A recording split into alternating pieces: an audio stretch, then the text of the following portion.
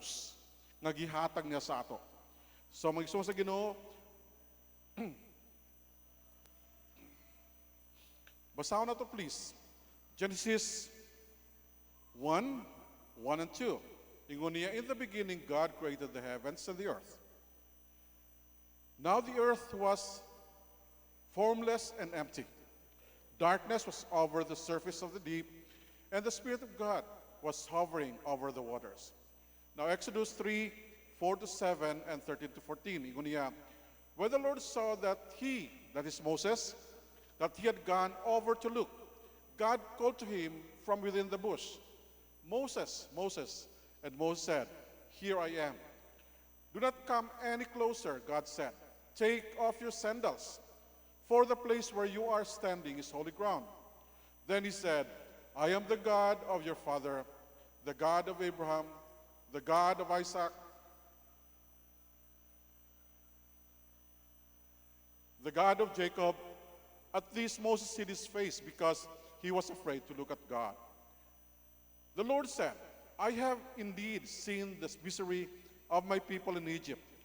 I have heard them crying out because of their slave drivers, and I am concerned about their suffering. Verse 13 and 14, Moses said to God, suppose I go to the Israelites and say to them, the God of your fathers had sent me to you. And they ask me, what is his name? Then what shall I say? What shall I tell them? God said to Moses, I am who I am. This is what you are to say to the Israelites. I am has sent me to you. Mag-aampo sa kita. Amahan na mga langit no, nagapasalamat kami, karong buntag. Lord, for many, maybe some of them, Lord, are going to hear this sermon the second time for this morning. Pero kung tabahin kami, ganun makasabot kami sa mga pulong, nga kami Ginoo nga niya dinhi, masabta na mo Ginoo ang imong ngalan, na ay mga tinutuyo Ginoo sa mga kinabuhi. Unya Ginoo, ang imong mga tinutuyo Ginoo, makita na mo sa imong mga binuhatan, ug tabahin kami Ginoo nga makasabot kami, ug maghimo ni mga butang Ginoo para sa imong himaya. Ginoo, bantayi kami, panlangini kami, ibutang sa amo Ginoo imong bendisyon, nga kami Ginoo dili mawala, unya dili Ginoo mabutangan Ginoo mga butang o Dios nga dili sakto. Tabahin kami sa pagsabot nga paghimo ni mga butang para sa imong himaya. Kami Ginoo panlangini sa ngalan ni Jesus. Amen. When God shows himself to man, he uses a name representing his characteristics and behavior towards men. Kung ang Diyos mapakita sa tao, unya siya magsulti kung unsa siya, ang iyang ginagimot permis des, nagadala sa ngalan. Unya ang ngalan, nag-represent na sa iyang characteristics o iyang behavior na makita niya sa mga tao. So kung magabot sa tao bilang usa ka tao nga gusto nagato kay Abraham, na napakita dito, makita nato nga si ang Diyos na sa representation sa Diyos ug na sa tao. But look at this. In Genesis chapter 1 verse 1, in the beginning, and I changed the word, Elohim created the heavens and the earth. Now the first name of God in the Bible is Elohim. That is God. Now, I know that some of you are thinking, what is Elohim? Ngano igamit na sa Diyos nga nangangalan? Now, Elohim is a name that was used by God to represent Him. And Elohim God is the eternal God outside creation. Morning Diyos nga nabawa nato nga sagawas siya sa gihimo niya. Now, remember this. It says, in the beginning, God or Elohim created the heavens and the earth. Now, ang naibawa nato yung ani, usually, kung magbasa ang libro, nasa preface. Besides preface, nasa prologue. Unya mabasa nimo na explanation unsa ang nasa sulod. Now, kay balumon sa ang Biblia walay kanang explanation ahead of time. Ang gisulti dito, in the beginning, God. In the beginning, God. So, kanasa nga butang, di siya nakakinanaog pa explanation. Ang atong dapat timon is that we believe in that God is there all the time. So, the Elohim God is the eternal God outside creation. Wala sa gihimo. Kaya ang paghimo sa Diyos kalibutan, wala ang Diyos gihimo upan nana. Usahay na kita mga kauban nga gasulti ngano ida. Kita nga mga tao nagunahuna manggod. Kita nga mga tao nagunahuna nga naay Diyos. Unya kita nga nagunahuna nga naay Diyos, mo na nga kita naay Diyos kay nagunahuna ta nga naay Diyos. Sakto dili. Mardili na. Kaya kung nagunahuna ta nga naay Diyos, unya ang Diyos nato resulta sa atong gunahuna, ang Diyos atong gihimo sa atong gunahuna. And so, if that be the case, then God is not God at all. He is not God at all because we use Him. Thank you.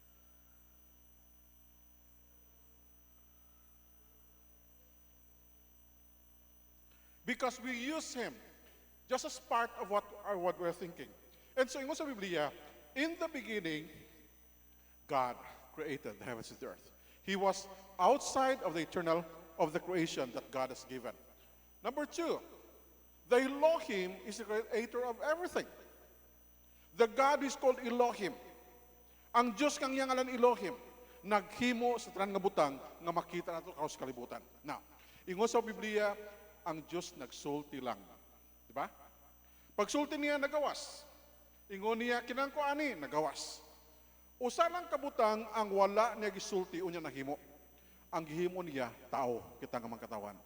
Iya tagigi, nag-ilob sa yuta, unya ang yuta iya gimold, unya gihuyop niyang hilong, unya kita nabuhi. Pero tanan nga butang nga iya gihimo niya tungod sa iya nga gahom. Di ba? So, makita nato nilang gahom sa Dios. Nga siya rin gamhanan. Because He can do everything. He can do everything. One time, there was a debate. Ingon sa usa ka scientist, I can do everything. I can create everything out of something. Ingon sa ka-theologian, okay, you come and we are going to see what you can do. Pagkita lang nga duha, ingon sa kanang scientist, ingon niya, I can create something. I can create something. Ingon sa theologian, usay mong himuon. Siya ingani. Ingon sa theologian, can you do it with nothing? Meaning, you don't use anything. Di ka mo gamit sa kunsa. Ingon niya, di man na pwede. Kaya kung maghimo ko usa ka butang, it should be something into something. Ingon niya, maunay diferensya sa imo ug sa Dios. Because when God created everything, He started from nothing. Wala yun. Zero. Wala kayo makita. Pagsulti sa Diyos, nagawas. Pagsulti sa Diyos, nagawas. Pagsulti sa Diyos, nakita. Mag-iso sa Ginoo, Elohim God is creator of everything. And that creation is out of nothing into something. Mo na nga ito makita, nga gihimo sa Ginoo sa ato. And so, pasalamatan ito ang Diyos ni Ana. Diba? Number 3, the Elohim God is a single God. Single God. Kita nga mga Kristohanon, ang ato ni bawa ni ngani, nga kita nagato sa usa ka Diyos. We are monotheistic. We are monotheistic. Pero mga Muslim, kasulti sa ato, kita ko ng mga Baptist, polytheist. Kasulti, gatug daghan nga Diyos. Ipangutan ng usa ka Muslim, siya nga, unsa ba na gatuhan namo? Ingon niya, gatuho mo sa Diyos nga amahan, gatuho mo sa Diyos nga anak, gatuho mo sa Diyos nga inahan. Kaya kung na anak, dapat na inahan. Sakto dili. Dili. Kaya nga pagkatuhan ng ani. Gatuho ta sa Diyos nga amahan, gatuho ta sa anak sa Diyos nga anak, gatuho ta sa balang ng Espiritu. Dili nga na inahan. Ingon sa usa ka manug debate, nga nagdebate sa Muslim siya nga, problema ba day na kung ang Diyos makahimog anak, naay anak nga wala nagtawo sa babae? Ingon niya, Brad, pagkalisod yun kung ang anak nga Diyos, wa ni gawas sa anak sa babae nga Diyos. Siya nga nang lisod man. Imposible. Imposible. Ingon din ang Christian debaters siya. Unya, si Mary naburos. Walay lalaki nga butang sa iyang kinabuhi nga naghimo sa nga buros. Lisod o dili siya. Wa man to'y problema. Diyos man to nga gahom. Unya nga naman problema man ka kung ang Diyos na'y anak nga walay inahan, unya si Maria na'y anak kaway amahan.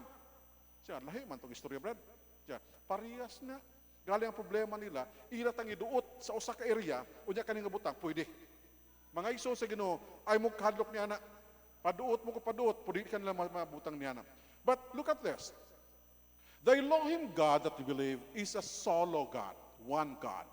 Isa sa ka Diyos nga atong gatuhan. Siya nga Diyos atong gatuhan niya, sulti ta Ginoo, ikaw ako manluluwas. But look at this. That Elohim God is single God, but plural in form. Plural in form. Kana nga pulong. Look at this. Ingon niya, El is God. Ang pulong nga El, Diyos na siya. Ang pulong I am, that's a plural suffix. Nga kung naana sa im sa katapusan, buting nun, dili usa. Dili usa. Maybe two or more. Kana nga bersikulo, wala nagsulti sa ato nga atong Diyos tulo, 5 o 7. Pero sulti niya, it's more than one. It's more than one. And so, nagpasalamat sa Ginoo. We have one God and a multi-being in persons. So, kita nga mga Kristiyan, pasalamat sa Diyos. Na? Ingon na ako sa lawas sa una, nako Ginoo, nga anong lisod man i-explica ang Trinity? Nga anong lisod man yun? Nako Ginoo, pwede ba nga di ko magtuo sa Trinity? Unya maluwas ko? Sigo lantaw siyo basa siyo tuon ni ani nga butang nako Ginoo. Pagkalisod gyud dawaton. Pero pagkalisod pud dili dawaton. Kay mabasa man nimo ang Dios nga mahana sa Biblia, ang Dios nga anak na sa Biblia, ang Dios Espiritu Santo na sa Biblia. Unsa man nimo na ilabay? Dili. What we can do is believe it, accept it, and tell other people about it. So, one God, multi-being. And so, mo na makita nato mag-show sa Ginoo. Primero nga pulong nga gigamit sa Ginoo para sa ngalan is Elohim. Meaning, Diyos nga nagtugas kalibutan. Second is this. Exodus 3:4-7 and verse 13 and 14. Ingon sa pulong sa Ginoo, when the Lord saw that he had gone over to look, God called to him from within the bush, Moses, Moses, Moses. And he said, here I am. But look at verse 13. And Moses said to God, suppose, si Moses nini nga panahon, gitawag sa Diyos. Ingon niya, Moses, nakita na ko itong mga tao nga to sa Egypt.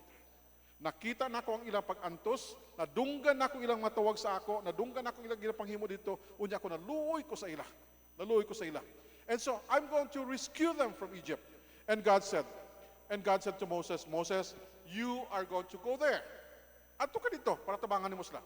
Ingon si Moses sa Ginoo, suppose I go to the Israelites and say to them, the God of your fathers has sent me to you.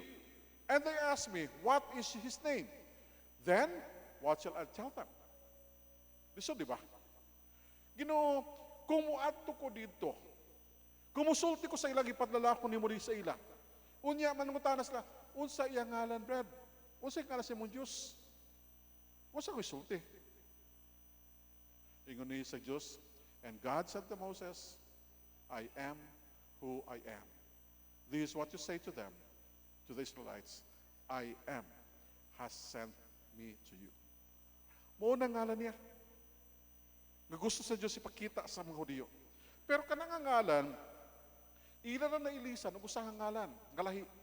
Kaya ngalan nga magawas niya na is this, God, which will be written in capital letter L-O-R-D, and we'll go to that third name, which is Y-H-W-H, which is Yahweh. Yahweh. Nalisod, no?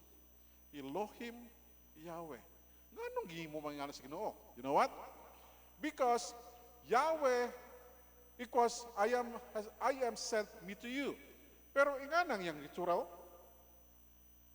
kung makabasa ang kanang Hebrew, mabasa nato na. Pero look at that. Ingon sa pulong sa Ginoo, kanang unang letter, they write from the right to left. First letter on the right is correspond to Y. Third letter on the middle of the duha kabutang letter Vav correspond to W. Kanang tunga nga parehas nga duha, that's letter H. So, Yahweh. Ang problema niya na ngani, walay vowels. Pwede nimo na mahimo nga Yewe o Yowo. Pwede na sa mahimo. Pero ang ila paghimo niya na sa unang nga panahon, dili ka mawala tungkol kay ila pa nagagamiton permi. And so, that name is called Yahweh. And so, makaigsoon sa Ginoo, sila nga nagalantaw niya na, nagasulti nga, ang Ginoo di ay naay paagi nga makahibalo kita sa iyang presensya. But the question is, what does Yahweh mean? What does it mean? Number one. Or number four, sumpay gani sa atong suntoy kanya, He is the eternal I am. It's not the eternal past or future. He is the eternal now. Now. Kusultihan nato kita ito kugalingon kung unsa may tabo sa ato karon. Ang Diyos nagauban sa ato. Unsa may tabo sa ato ugma, maabot sa atong kinabuhi, masulti nato nga Diyos nagatipig sa atong kinabuhi. And so, we can say that He is an eternal now. He is an eternal I am. Mga igso sa Ginoo, nakabaluta nga usahay nga atong kaimtangan, dili kay natong masaysay sa uban. Di nato ma-explica sa uban ang atong kaimtangan. But you know what? When we talk about Yahweh, we can talk about the eternal I am. Now, He is the eternal present person. Eternal present person. Kanang sa una nga panunana siya, karon niya pa siya, unya, ugma na pagyapon siya. He is an eternal present person. And so, when we have God as our Yahweh, pasalamatan nato ang Ginoo. Kay siya nagbutang sa atong kinabuhi kanang usa ka persona nga mailhan nato ang Dios kung unsa gid siya. And so, number 5, He is the eternal promise-keeping God. Now, if you look at that, sa atong gibasa ganiha, ingon sa pulong sa Ginoo sa Exodus chapter 3, nga si Moses gisultihan sa Dios. Ingon niya, I am the God of your fathers. The God of Jacob, the God of Isaac, the God of Abraham. Kanang siya nga mga tao nga ipagsulti sa Dios sa iya, mga tao na nga sa unang nga panahon, nag-abot ang Diyos. Nagpakita ang Diyos sa ila. Niya nagsulti nga, ako ang Diyos nga magatabang sa inyo. Now, if you look at that, pila ka tuig ang usa ka pamilya? We say, 40 anyos. Say for one generation, or maybe 60 years. So, if you're going to put it 60 years, ang tulo ka generation sa ilang mga lolo, mga amahan, mga 200 years na. And so, for 200 years, ang mga Hudiyo nagapaabot ng Diyos magtuman siyang mga saad sa ila. But look at this. God said, He is the eternal promise-keeping God. Tumano niya ang magisulti sa Diyos ng amahan sa ila. And so, we praise God for that because we know that our God can do everything. He can do everything. And so, it presupposes that the essence and characteristics of God, and that He manifests the nature of His name through actions. Ang Diyos nagapahatag sa ato, ingani, nga siya, nagasulti siya ngalan, unya siya nagahimo corresponding to that name. Kung nasulti siya nga, ako nagahatag sa iyong kinanglanon, wa mo'y kwarta, wa pagkaon, atagay pagkaon. He just do things in correspondence to His name. And so, 5 things about this God. Number 1, God is the eternal. Ang Diyos ang eternal. Without beginning or end, the Lord is self-existence. He is the one through whom all things that exist came into being. He is the one who always has been, is, and will always be eternally. Mao na itong Diyos. Mao nang atong Diyos nga si Yahweh. Siya ang gikan sa una, hangtod karon, hangtod pa ugma na siya. And so we praise God because He is eternal. Number 2, He is immutable, meaning He cannot be changed. Kita makita nato ang iyang kaayos ng mga kinabuhi. Unya makasulti ta nga, ang Diyos wala nagabalhin. We are surrounded by instability and imbalance in many aspects. But God is unchanging and constant. Despite all change, God remains permanent. Mo ni mga Diyos. Kay balo mo? Pangutan aga ni mga Muslim. Kung sila, makadul sila nga Diyos. Ang ilang pagtuoy nga ni, usa lang ang Diyos para sa ato. Although kita nagasulti nga atong Diyos, 3 beings. But yung na, ang ilang nga Diyos nga usa lang, kanang dili nila maabot. Dili nila masimba. Kaya ang Diyos nga naghimo sila, tuwa sa layo. Unya, ang Diyos nga naghimo sa ila, has kang walay labot silang kinabuhi. Mag-ayo man sila o dili, dautan man sila o dili, ang Diyos katuwa sa taas, walay labot silang kinabuhi. And so sila, nagahimo sa mga butang, unta nga makakuha sa atensyon sa Diyos taas, unya mahatagas sila din sa yuta. Mga igsoon sa Ginoo, you know what? God does not change. He is today, yesterday, today, and forever. Pares na. Number 3, God is absolute and independent. He is self-sufficient, all-powerful, magnificent in love and mercy. The Lord fulfills His promise of salvation to those who believe. Mga igsoon sa Ginoo, mo ning ato makita nga ang Dios nato absolute and independent. Wala kay makita nga mga butang nga may tabo nga dili niya mahimo. Exodus 3:15, Genesis 3:15. Ang saad sa Ginoo para sa katong mga tao nga magdawat sa iya. Number 4, God is incomprehensible. Despite revealing Himself and relating to His creation, God is inexplicable, unfathomable, worthy of reverence and admiration, for He is far beyond human understanding. Ang pulong is incomprehensible. Dili niyo matungkad. Dili niyo maabot ang kalalom. Dili niyo maabot ang kataas. Dili niyo maabot ang kaluag. Pagkalisod, saysay. Example, masaysay ninyong gugma sa Diyos. Yung sa kanta, the love of God is greater far than tongues or pen can ever tell. It goes beyond the starry skies and reaches to the lowest hell. Hindi bisag tibok pagkalibutan sulatan nimo na, di maborot. Sudlo nimo sila lang, di morot. Tibok kakalibutan imong gamiton, di morot ang kaayo sa Ginoo, because He is incomprehensible and would never change. That is our God. And number 5, God is unique and unequal. Walay persona nga magkaparehas sa atong Diyos. Remember, when Elijah was still alive, gisusog-sugo sa Ginoo ang Elijah, adto si Ahab, niya sulti siya nga magsaka sa bukid. Dadpo niya ang mga propeta ni Baal. Ang dala ni Elijah sa hari dito sa taas sa bukid, 450 ka mga propeta ni Baal. Dito sila, 450 ka mga propeta. Ang sa Diyos, usa lang. Si Elijah lang. Ang kay Baal, 450. Unya yung kunday sa Diyos, dapat mo maghimog altar. Duha ka altar. Ang usa para sa mga kay Baal, ang usa para sa Diyos. Unya siya, ang inyong imuon, magampo lang mo nga ang Diyos kastaas, maghulog kalayo. Ang kay Baal, lipay kay sila. Kay si Baal is a god of fire. Si Baal, ang iyang Diyos na sa kalayo. So kung magampo ka nga ang imong kapangayon kalayo sa Diyos sa kalayo, tagay na dyan, di ba? Nag-ampos lang ka sa buntag. Ginoo, tawang ibihatag. Nagkunto na, huwag yapon. Hapon na, sige, sayaw yapon, sige, wala yapon. Hangtod nag-abot ng alas 3 hapon. Manog alas 3 na.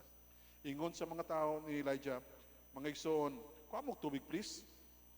Gibubo ang tubig sa tong altar sa Diyos. Kuha po otro, gibubo otro. Kuha po otro, gibubo otro. And then all of a sudden, Elijah said, Lord, prove yourself to us. Kinsa gyud. Ingon sa pulong sa Ginoo, and the fire from heaven got down. And it burned everything. From the altar to the offering, to the stone, to everything. Sunog na. And so, what we can see is that when we have God on our side, and when we talk about God to our side, He can do better and better things than others. He can never be number 2. He would always be number 1 to our lives. And God is unique, just like that. So, pasalamat sa Ginoo niya na, di ba? Ang Diyos sa liga na ito, Diyos nga buhi. Gasya, naghahatag na ng mga butang. And so, take note. Dua ka butang. Number 1. The tetragrammaton, which is the technical term for the 4 letters, YHWH, is based on the Hebrew word for being. That's a Hebrew word. It could be translated as, I am who I am, or I will be what I will be. Or perhaps even, I am the one who is. Munang kahulugan ko na ng Yahweh. Regardless of specific translation, the name speaks of its self-existence and self-sufficiency of God. All others are dependent upon him for life and breath and existence. He is dependent upon no one. It is for this reason that the Jewish leadership in just day thought it to be scandalous, blasphemous, and worthy of death for Jesus to utter the words, "Before Abraham, I am." Remember this? John 8:58-59. Gipanganta si Jesus. Unsa ka ba, Jesus? Ingon niya, "Before Abraham was, I am." Anong, di man ito parehas? Before Abraham was, I was. Unta, di ba? Ingon niya, "Before Abraham was, I am." Matingala ka, nga nung gihimo to. Nagapasabot nga ang gihimo ni Kristo, blasphemous, unya gusto na ito sa batuhon sa mga Hudiyo. But look at this. Ang butang nga makita nato is that ang Diyos nato, kamahanan. Ang Diyos nato, maybe in the name, we can never find His name in the Bible right away. But look, when God said that Abraham was, I am, so we praise God for that, okay? Note number 2. The ancient Hebrew scribes consider God's name to be too sacred to write or pronounce. Mo ning tinuod nga gihimo nila. Ang kanang mga Hebrew scribes mo nang kakopya kaysa una wa may printing press. Kopyahon na gikan kaning nga libro, ibutan na sila yung libro. Unya sa una, ang ilang nga libro dili pa tong libro ka Abriana. Ang ilang nga libro is scroll. So kopyahon na ang scroll from right to left. Kopyahon na. And then the ancient Hebrew scribes considers God's name too sacred to write or pronounce. Di sila magtandog na ng ngalan, di na isulti ka na ng ngalan, di na isulat ng ngalan. When vowels are later added to the texts, the scribes took the vowels from the word Adonai, which means Lord or Master. So, ni ana, mag-abot ng panahon nga ilang i-translate na siya, dili nga Yahweh, kundi i-translate as Adonai, or Lord or Master. Instead of pronouncing Yahweh, they simply pronounce the word Adonai. So they say that word, they say Adonai. Now, when the scripture speaks of the Lord Yahweh, then the English version will have Lord God with capital God in all capital letters. So, dili na basahon ka na siya nga pulong, but they would say Adonai. Adonai. So they write it also as Adonai. And later on, that would be the scripture. The pronunciation Yahweh is our best estimate of how Yahweh would have been pronounced. Ang ilang nga pag-pronounce na sunod man sa ila. So, the significance is in the meaning, not the pronunciation. Matay mo? The significance of the importance is not on the pronunciation, it is in the meaning of the word. Unsa kahulugan sa Yahweh? Dili unsa pagkasulat ni ana. Just as Jehovah is still sacred name, even if it is not a technical correct spelling. So makita nato din ang ginahimo sa pulong sa Ginoo. And so, other names for God might be considered descriptive, but Yahweh is personal. Yahweh is personal. Now, sa Bukidnon, usaban nga mga lungsod nato, I have seen that the Jehovah's Witness just spread out. Nga naman. Nag-adto ko sa Baguio. Nag-adto ko sa Burnham Park. Wala akong gana. Kaya pag lingkod lang nimo, lingkuran ka pa sa Jehovah's Witness po dayon. Unyang ilang mga libro, pamaligyan na sa imo. Unyang sultihan ka na sa doktrina. But the question is this, why is it that the Jehovah's Witness have become strong? Dakas na simbahan. Sa una, wala may simbahan sa Bukidnon. As far as I know, wala. Karon daghan na. Now, as far as we know, what they're doing is not right. But as far as we know, the best description that we can call on God is that Yahweh. He is our God. Mga igsoon sa Ginoo, how I wish that the time could still pass when the biggest group in Bukidnon is still the Baptist. Karon dili na taman siguro. Dagan nagsabadista. Diba? Dagan na Katoliko. Dagan na Jehovah's Witness. Pobi-pobi na ang kanang sabadista. Kaya sila nagagubot pa na. Kabalo mo silang gubot nila. In Cagayan de Oro City, there was a pastor who was shot. Patay. Kaya balong sa kaso ato? Ang ilang gilalisan, kwarta. Kaya ngun pa sa usa nga membro nila, ngani, ang mga pastor, gabayaran og 3,000 kada tao nga iyang ibaptized. 3,000. Wa pa nilabot ng sweldo. So kung makabaptize ka na pula, pila? 30,000. Unya, ang mga pastor, gahatag ka ng kwarta dito sa ilang bautismuhan, kung pila ang ihatag. Unya, kay, wa man, nag-abot usahay, kay ghost project man. Kisa mga butuan na. So, daghan nagpapagkan paagi, ilagay mo on. Kay wal mga igsoon sa Ginoo, atong tinguhaan, nga ato mapakita sa makatawhan, dili ang ato nga mga projects. Dili ang kwartang atong kagunitan. Dili ka ng mga 5-6 nga pautang nila. Kundi mapakita nato ang personalidad sa atong Diyos. And so, ingani gilagay mo on. The scribes who copy the scriptures, the Hebrew scribes who would copy the scriptures would take a bath before writing or copying the name of God into another text. Unya, halimbawa, nakita niya ang ngalan God. Ingon siya, maligo sa ako kay dili pwede nga di ko kaligo kay ngalan ni sa Dios. Ligo siya. Ligo. Sulat din niya. Pagkataon-taon nakita na po ng ngalan sa Dios. Ligo na po siya. Ligo na po. Sulat niya. Taon-taon nakita na po ng ngalan sa Dios. Ligo na po siya. Kung ka-20 nung nakita ang ngalan sa Dios sa imong kopyahon, ka-20 pag maligo, para sulat ni mo na. Sometimes the foolishness of what is happening to them, sometimes it's just hilarious. But you know what? The name of God is a thing that they always take. And so, duha ka ngalan, mangisod sa Ginoo. Next week, I'm going to give you 2 more. But this morning, I'm going to give you 2 only. First is God called Elohim, translated as Elohim. Ang Diyos nga Elohim, siya nagtugas ng mga butang sa kalibutan. He created everything. And so we praise God for that. We praise God for that. And the second one is this, God who is Yahweh. He is a relational God who takes care of us. Next week, I'm going to give you the names. Next week, I'm going to be preaching on Jehovah with 42 names combination and Jesus Christ. It's the final one.